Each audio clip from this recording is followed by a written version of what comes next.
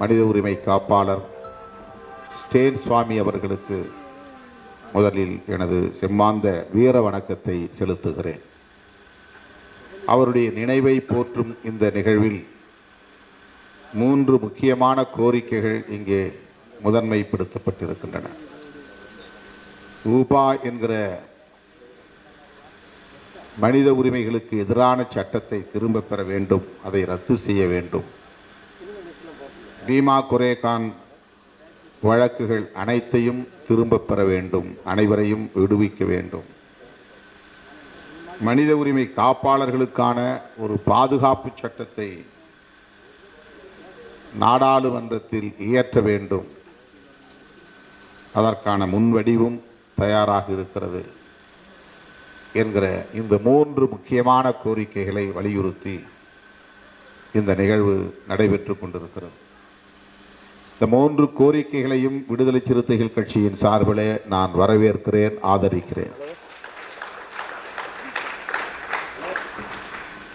மனித உரிமைகள் குறித்து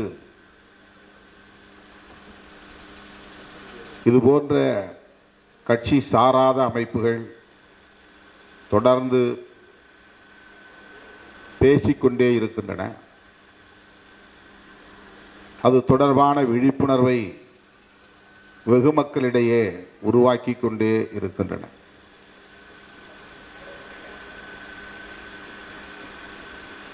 மனித உரிமைகள் குறித்து போதிய விழிப்புணர்வு இன்னும் பொதுமக்களிடையே வெகு மக்களிடையே உருவாகவில்லை என்பதுதான் நாம் ஒப்புக்கொள்ள வேண்டிய கசப்பான உண்மை.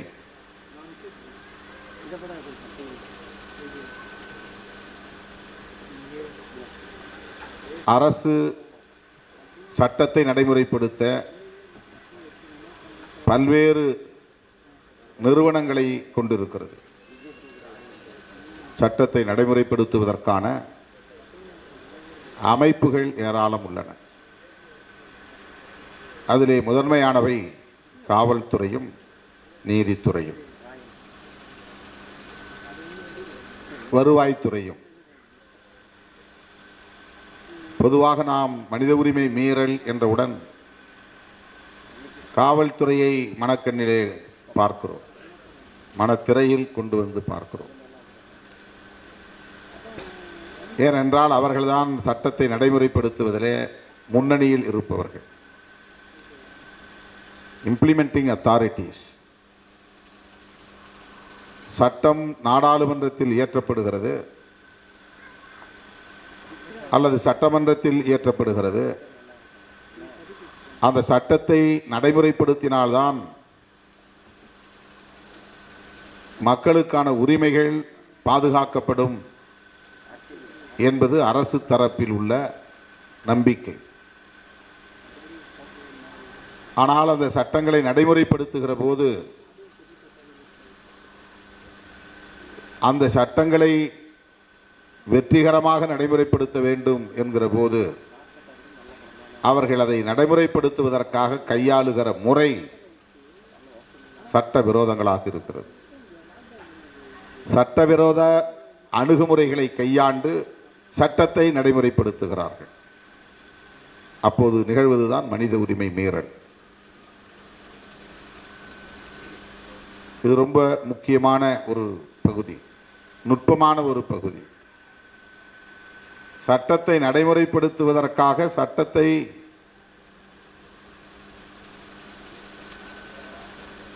வெகு மக்களிடத்திலே கொண்டு போய் சேர்ப்பதற்காக அல்லது வெகு மக்களின் பாதுகாப்புக்காக நடைமுறைப்படுத்துவதற்காக அவர்கள் கையாளுகிற அணுகுமுறை என்பது பெரும்பாலும் சட்டவிரோத அணுகுமுறைகளாக இருக்கின்றன. அப்படிப்பட்ட சட்டவிரோத அணுகுமுறைகளை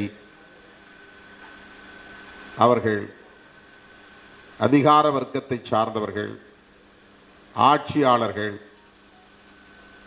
தீவிரப்படுத்துகிற போது ஸ்டேன் சுவாமி போன்றவர்கள்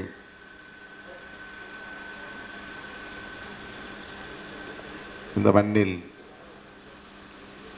ஈகம் செய்ய வேண்டிய நிலை, தியாகம் செய்ய வேண்டிய நிலை. இவர்கள் மீது என்ன குற்றச்சாட்டு? இவர்கள் சட்டத்தை நடைமுறைப்படுத்தக்கூடாது என்று எங்கேயும் போய் தடுக்கவில்லை. அதிகார வர்க்கத்தை இவர்கள் மறித்து இதை நடைமுறைப்படுத்தக்கூடாது என்று போராடவில்லை. ஆனால் இவர்களை குறிவைத்து வன்கொடுமைக்கு உள்ளாக்குகிறார்கள். அதற்கு மிக முக்கிய காரணம் இங்கே தோழர்கள் அத்தனை பேரும் சொன்ன ஒரு கருத்து, இவர்கள் மாவோயிஸ்டுகள் என்று முத்திரை குத்தப்படுவது. ஏன் மாவோயிஸ்டுகள் குறிவைக்கப்படுகிறார்கள்? மாவோயிஸ்டுகள் யார்? ஒருவன் மாவோயிஸ்டாக இருக்கக்கூடாதா? மாவோயிஸ்டாக இருந்தால் எப்படி அவன் இந்த அரசுக்கு எதிராக இருக்க முடியும் அல்லது மக்களுக்கு எதிராக இருக்க முடியும்? ஆட்சியிலே இருப்பவர்கள், சட்டத்தை இயற்றக்கூடியவர்கள், அதிகாரத்தை கையிலே வைத்திருப்பவர்கள், அந்த சட்டத்தை நடைமுறைப்படுத்தக்கூடியவர்கள் வலதுசாரிகளாக இருக்கிறார்கள். அதனால் இடதுசாரிகளை அவர்கள் ஏற்பதில்லை. ஆகவே இங்கு வெறும் மனித உரிமை மீறல் என்கிற நிலையோடு அது நின்றுவிடவில்லை. சட்டத்தை நடைமுறைப்படுத்துகிற போது சில வயலேஷன்ஸ், அத்துமீறல்கள் நடக்கின்றன என்கிற அளவிலே மட்டும் அதை நாம் மதிப்பிட்டு விட முடியாது. இந்த சட்டத்தை உருவாக்கக்கூடியவர்களும் சட்டத்தை நடைமுறைப்படுத்தக்கூடியவர்களும் ஒரு கருத்தியல் சார்ந்தவர்களாக இருக்கிறார்கள். அந்த கருத்தியல் வலதுசாரி கருத்தியலாக இருக்கிறது. ஆகவேதான் இங்கே இடதுசாரி கருத்தியலை கொண்டவர்களை சட்டத்துக்கு எதிரானவர்களாக பார்க்கிறார்கள், அரசுக்கு எதிரானவர்களாக பார்க்கிறார்கள்.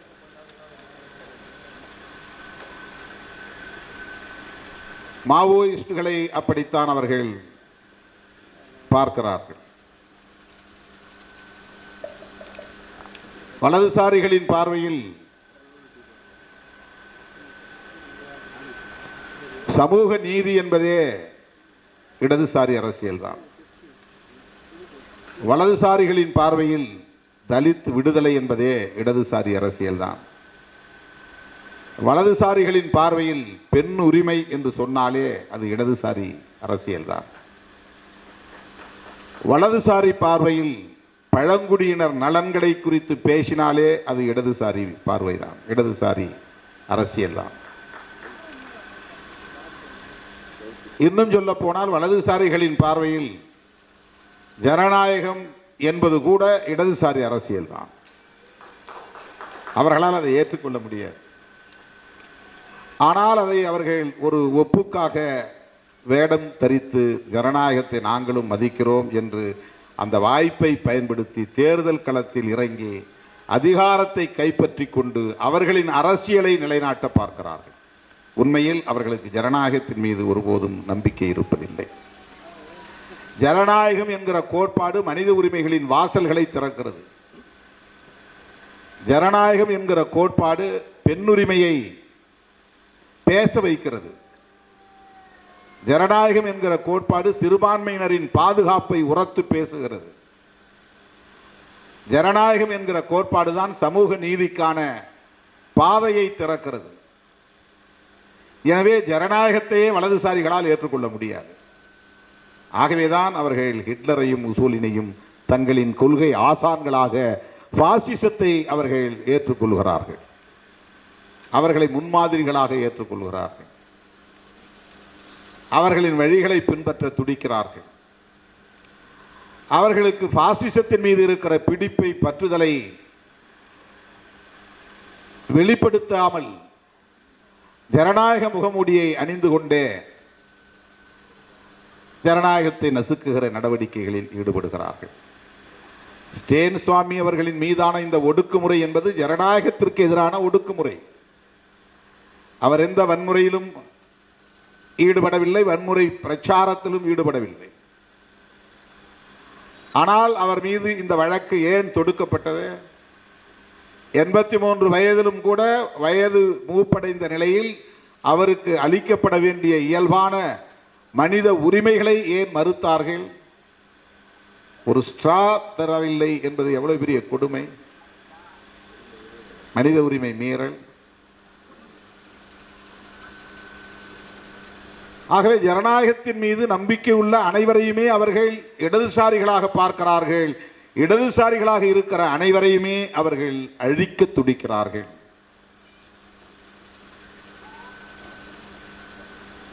தலைமறைவு இயக்கம் என்று மார்க்சிய லெனினிய இயக்கங்கள் காடுகளிலே பதுங்கி மக்களை அமைப்பாக்கி வருகிறார்கள், அரசியல்படுத்தி வருகிறார்கள்.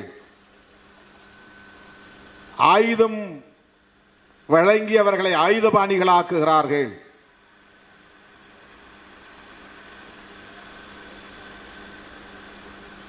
அரசு அல்லது அதிகார வர்க்கம் இதை ஏற்காது, நசுக்கும். ஆகவே தலைமறைவு என்பது ஒரு உத்தி, under ground, UG.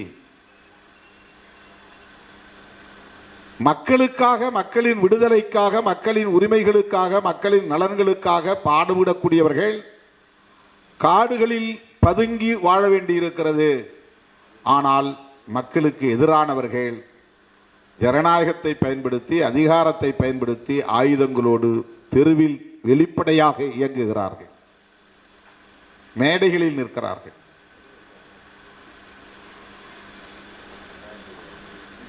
RSS காரனுக்கும் annihilation என்கிற கருத்திலே உடன்பாடு உண்டு. அதை நடைமுறைப்படுத்துகிறார். அழித்தொழிப்பு நடவடிக்கை.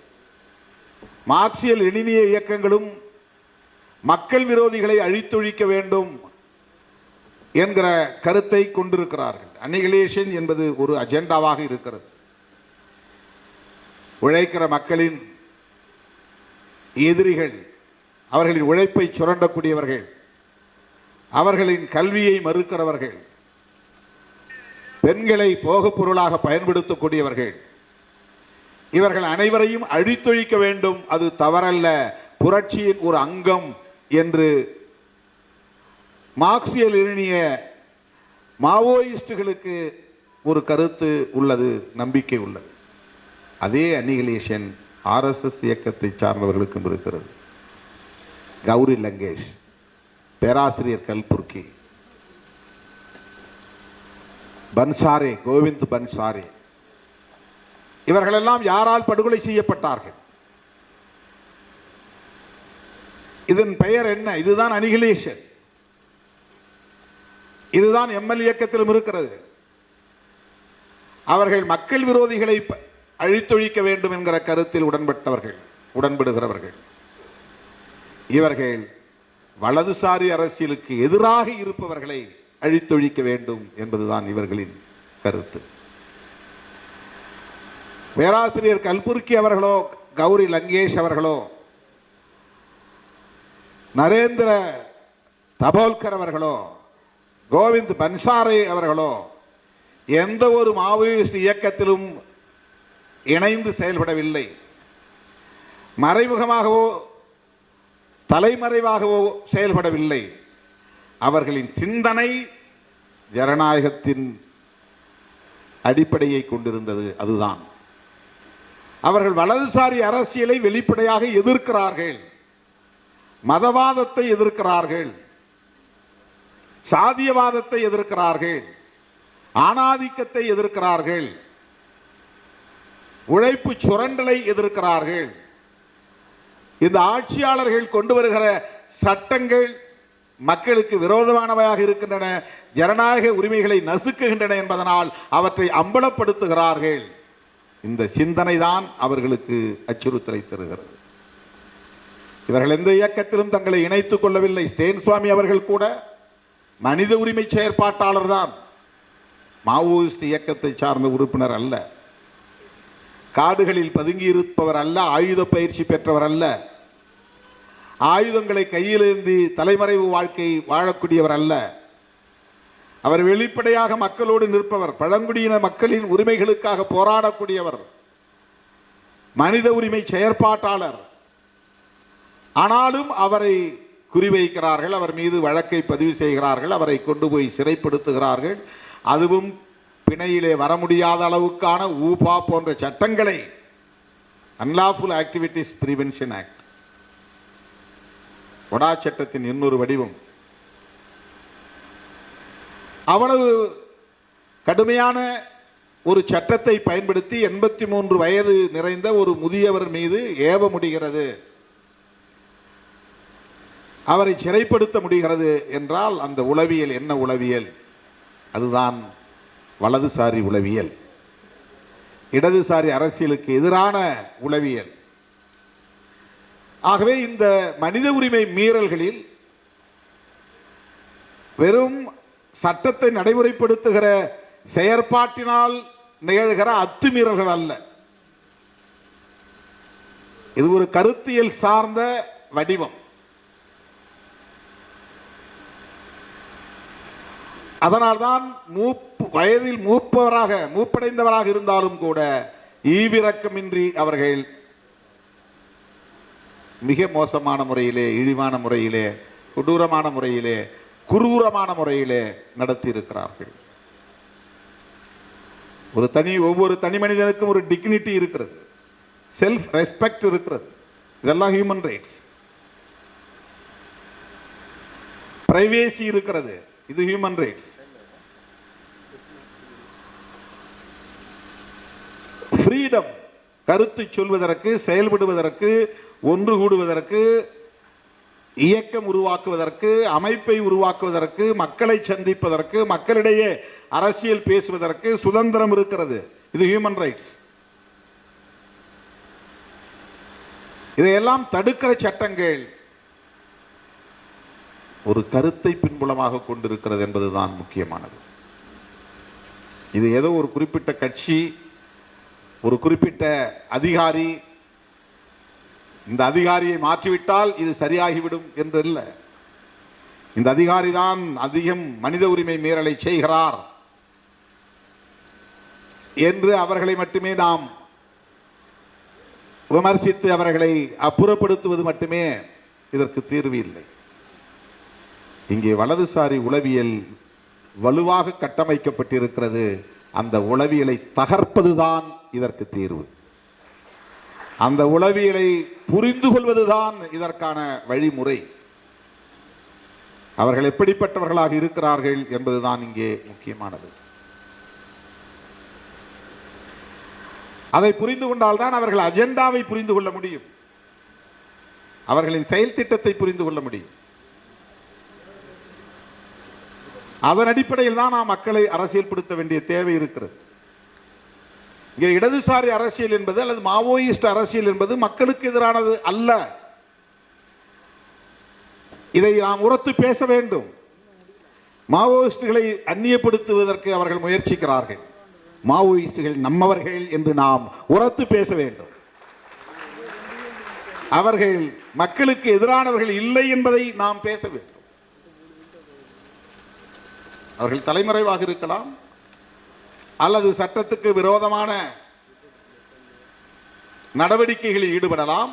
ஆனால் அவர்களின் இன்டென்ஷன் என்பது, அவர்களின் நோக்கம் என்பது, அவர்களின் செயல் திட்டம் என்பது, அவர்களின் இலக்கு என்பது உழைக்கும் மக்களின் நலன்கள், உழைக்கும் மக்களின் விடுதலை என்பதுதான். இந்த மாவோயிஸ்ட் மக்களுக்கு எதிராக செயல்பட்டு இருக்கிறார். அந்த மாவோயிஸ்டை இவன் மக்கள் விரோதி அல்லது தேச விரோதி அல்லது சட்ட விரோதி என்று அந்நியப்படுத்துவதை நாம் வேடிக்கை பார்க்கிற வரையில் வலதுசாரி அரசியலை நம்மால் ஒருபோதும் தகர்க்க முடியாது. அந்த உளவியலை நம்மால் புரிந்து கொள்ள முடியாது.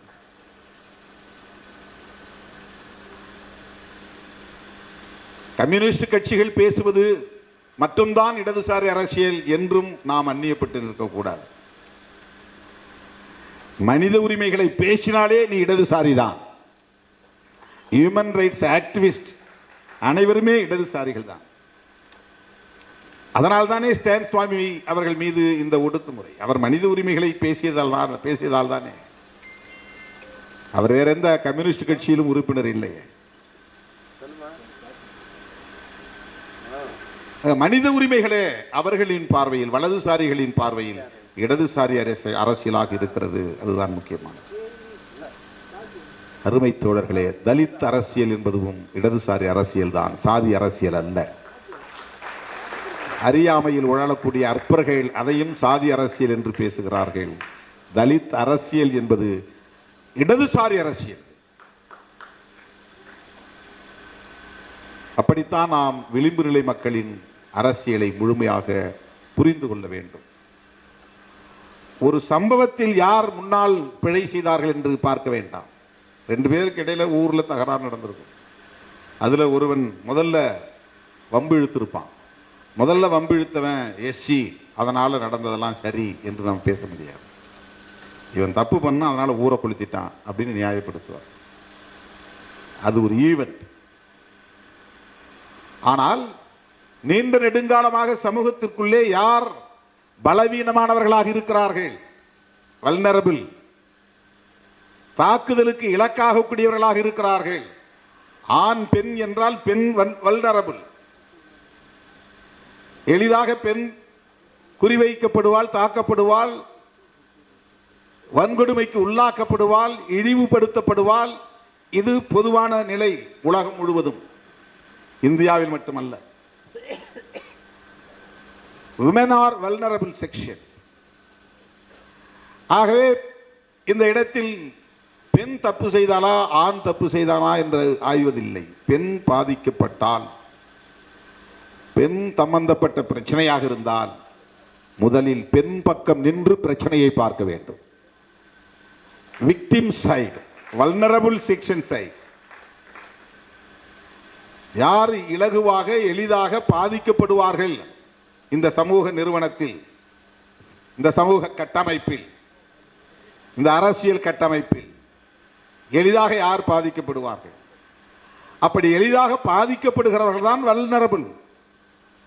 அவர்களுக்கான உரிமை, அவர்களுக்கான நீதி என்கிற பார்வையில் அணுகுவது என்பதுதான் இடதுசாரி அணுகுமுறை. அதுதான் இடதுசாரி பார்வை. அதுதான் இடதுசாரி பார்வை. எப்போதுமே விக்டிம் சைடு நிற்க வேண்டும். இல்லை சாதி, மதம், மொழி, தேசம் என்கிற எல்லா எல்லைகளையும் கடந்த பார்வை. ஹியூமன் ரைட்ஸ் என்பது இந்த வரம்புகளை கடந்தது. அதனால தான் இது பேர் ஹியூமன் ரைட்ஸ். கல்ச்சுரல் ரைட்ஸ்னா அது எல்லா உலகம் முழுக்க பொருந்தாது. இந்து கல்ச்சரல் ரைட் வேற, கிறிஸ்டியனுக்கான கல்ச்சுரல் ரைட்ஸ் என்கிறது வேற, முஸ்லீம்கான கல்ச்சுரல் கலாச்சார உரிமை என்பது வேற. அது செக்டேரியன். ஹியூமன் ரைட்ஸ் என்பது முஸ்லீம்களுக்கும் சரி, கிறிஸ்தவர்களுக்கும் சரி, சமணர்களுக்கும் சரி, இந்துக்களுக்கும் சரி, உலகம் முழுவதும் மதங்களை கடந்து அனைவருக்கும் பொதுவானது. அதனால்தான் அது ஹியூமன் ரைட்ஸ். விலங்குகளில் இருந்து பிரித்து பார்ப்பதற்காக சொல்லப்பட்டதல்ல மனித உரிமை என்பது. பிற உரிமைகளில் இருந்து பிரித்து சொல்வதற்கு உலகம் முழுவதும் அனைவருக்கும் பொதுவான உரிமை, அடிப்படையான உரிமை, சுதந்திரத்தை அடிப்படையாக கொண்ட உரிமை, அதுதான் ஹியூமன் ரைட்ஸ். அது சில நேரங்களில் சாதிய நிறுவனங்களாலும் நசுக்கப்படும், மத நிறுவனங்களாலும் நசுக்கப்படும். இந்த சாதிக்காரன் இந்த இடத்துல குளிக்கக்கூடாதுன்னு சொன்னா கூட அது மனித உரிமை மீறல் தான். இந்த சாதிக்காரன் இந்த இடத்துல குடியேற்றக்கூடாது என்று தடுத்தால் அது மனித உரிமை மீறல் தான். இந்த சாதிக்காரன் இங்கே செருப்பு போட்டு போகக்கூடாது என்றால் அது மனித உரிமை மீறல் தான். போலீஸ் ஸ்டேஷன்ல நடக்கிறது மட்டும்தான், அந்த டார்ச்சர் மட்டும்தான் மனித உரிமை மீறல் அல்ல. காவல்துறை போடுகிற பொய் வழக்கு மட்டும்தான் மனித உரிமை மீறல் அல்ல. சைக்கிளில் போகக்கூடாது, செருப்பு அணியக்கூடாது, நல்ல துணி கட்டக்கூடாது, நகை நட்டு அணியக்கூடாது என்று ஒருவனை இன்னொருவன் தடுத்தால், சாதியின் பெயரால், மதத்தின் பெயரால் தடுத்தால், ஒடுக்கினால், அதுவும் வயலேஷன் ஆஃப் ஹியூமன் ரைட்ஸ். சமூக நிறுவனங்களாலும் மனித உரிமைகள் மீறப்படும், அரசு நிறுவனங்களாலும் மனித உரிமைகள் மீறப்படும், சட்ட அமைப்புகளாலும் மனித உரிமைகள் மீறப்படும். இத்தகைய மனித உரிமை மீறல்களை நாம் எதிர்கொள்வதற்கு நமக்கு ஒரு பார்வை தேவை. அதுதான் தோழர்களே இடதுசாரி பார்வை, அதுதான் ஜனநாயக பார்வை, அதுதான் சமூக நீதி பார்வை. அத்தகைய ஜனநாயக சமூக நீதி பார்வையை கொண்ட ஸ்டேன் சுவாமி அவர்கள் இன்றைக்கு நம்மிடையே இல்லை. ஆனாலும் அவர் நம்மை வழிநடத்துகிறார். அவருடைய பங்களிப்பு, அவருடைய தியாகம் நம்மை வழிநடத்துகிறது என்கிற அந்த நன்றி பெருக்கோடு அவருக்கு வீர வணக்கம் செலுத்தி இந்த வாய்ப்புக்கு நன்றி கூறி முடிக்கிறேன். நன்றி, வணக்கம்.